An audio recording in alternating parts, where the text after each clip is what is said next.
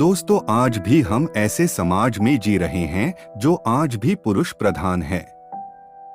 आज भी जब लड़की का जन्म होता है तो अधिकतर घरों में मायूसी छा जाती है। और मित्रों, यह और कुछ नहीं बल्कि हम मनुष्यों की अज्ञानता है।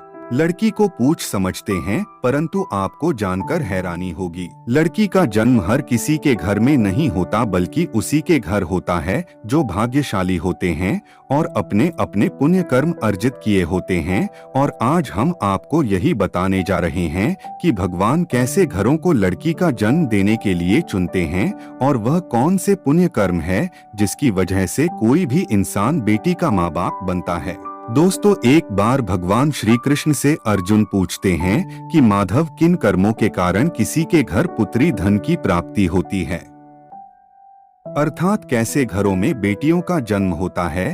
तब श्री कृष्ण अर्जुन से कहते हैं, हे पार्थ, अगर किसी के घर बैठे भाग्य से होते हैं तो बिटिया सौभाग्य से, और जो भी स्त्री या पुरुष अपने पूर्व जन्म में पुण्य कार्य अर्जित किए होते हैं उन्हें ही एक बेटी के माता पिता होने का सौभाग्य प्राप्त होता है।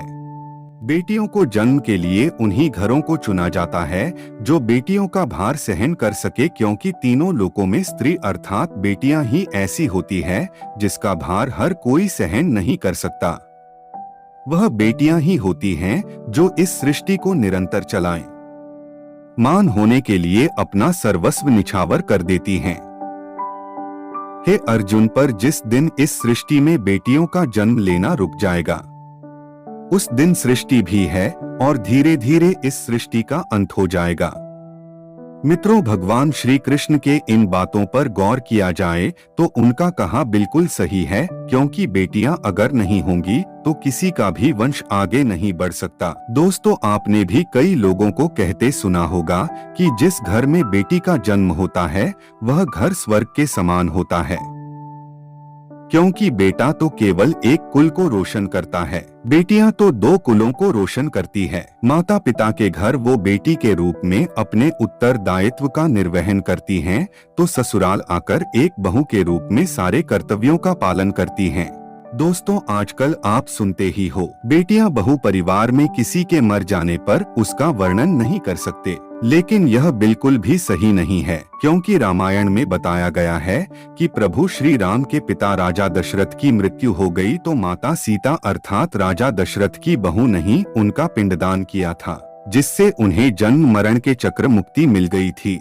इतना ही नहीं, हिंदू धर्म शास्त्रों में बताया गया है कि बेटियां भी अपने पिता के नाम का पिंडदान कर सकती हैं।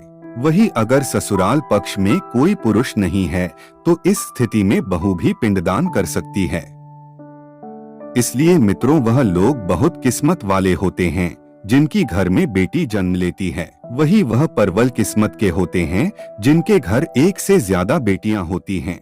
शायद यही कारण है कि बेटियों को लक्ष्मी कहा गया है। मित्रों, बहुत से लोगों की सोच यही होती है, बेटी है तो बिना समय गवाएं और इस पर पढ़ाई में पैसे लगाएं, जल्द से जल्द शादी कर दो। लेकिन यह सोच एक बेटी के भविष्य को बर्बाद कर देती है। जरा सोचिए, एक बच्ची के मन में कितने सपने होते हैं, उसे कुछ करना है लेकिन यह सपने सिर्फ सपने ही रह जाते हैं। इसलिए अपनी बेटियों को सपने पूरे करने देना चाहिए, उन्हें जीवन में हर वह खुशी दे जो उन्हें मिलनी चाहिए। एक बेटे से ज्यादा एक बेटी हमेशा अपने माता पिता के लिए सोचती है। माता पिता को प्यार और अपनापन बेटी ही दिखा सकती है। बेटी के जन्म को एक जश्न की तरह मनाना चाहिए। माता पिता को बेटी को हमेशा एहसास दिलाना चाहिए कितनी खास है बेटी है। मित्रों, अब बात करते हैं कि कौन सा कर्म करने से बेटी के रूप में जन्म लेते हैं। अब सोचने वाली बात है कि कौन सी कर्म के बाद आप किसी के घर लड़की के रूप में जन्म लेते हैं और उनके घर के लिए लक्ष्मी का रूप साबित होते हैं। गरुड़ पुराण में बताया गया है कि जब आत्मा को नया जन्म मिलता है तब आत्मा को शरीर के अनुसार व्यवहार में चलकर अपने कर्म करने होते हैं। शरीर के जरिए कर्म करके की एक आत्मा अपने जन्म के उद्देश्य को सार्थक भी बना सकती है और निरर्थक भी, यदि कोई पुरुष महिलाओं का आचरण करता है। स्वभाव में महिलाओं वाली आदतें ले आता है या वही काम करना चाहता है तो एक महिला को करना चाहिए, तो ऐसे ही पुरुषों का आत्म स्त्री का शरीर धारण करती है। यदि कोई व्यक्ति मृत्यु के अंतिम क्षण में किसी स्त्री को याद करते हुए प्राण त्यागता है तो वह अगले जन्म स्त्री के रूप में जन्म लेता है। वही अगर वह अंतिम क्षण में परमेश्वर का नाम लेता है तो वह मुक्ति के मार्ग पर अग्रसर हो जाता है। तो मित्रों, आज की इस प्रस्तुति में बस इतना ही। हम उम्मीद करते हैं कि हमारे इस वीडियो से आपको जानकारी मिल गई होगी।